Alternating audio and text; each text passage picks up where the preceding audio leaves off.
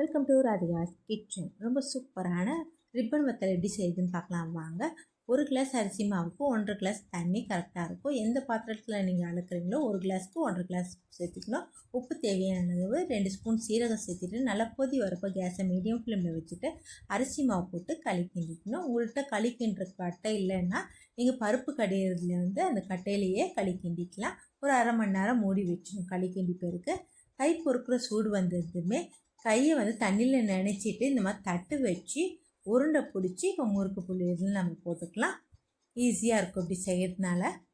முறுக்கு புளியத்தில் ஃபுல்லாக எண்ணெய் தடவிட்டு அதுக்கப்புறமா மாவு போட்டு நம்ம பிழியிறப்போ நம்மளுக்கு சுலபமாக இருக்கும்.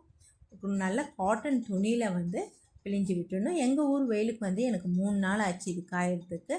உங்கள் ஊரில் எப்படி வெயிலுன்னு பொறுத்து நீங்கள் காய வச்சு எடுத்துக்கோங்க. கையில் எடுத்து பார்த்திங்கன்னா பட்டன் ஓடியும். இது இந்த மாதிரி காஞ்சி பேருக்கு ஸ்டோர் பண்ணி வச்சுட்டிங்கன்னா வருஷ கணக்கு ஒன்றும் ஆகாது. இப்போ எப்படி பொரிக்கிறதுன்னு நம்ம பார்க்கலாம். எண்ணெய் நல்லா சூடானதுமே கேஸை மீடியம் ஃப்ளேமில் வச்சுட்டு பொரித்து எடுக்கணும். எவ்வளோ சூப்பரான நம்மளோட ரிப்பன் வத்தல் ரெடி ஆகிடுச்சு. கண்டிப்பாக நீங்களும் ட்ரை பண்ணிட்டு எப்படி இருந்துச்சு சொல்லுங்கள். நன்றி, வணக்கம்.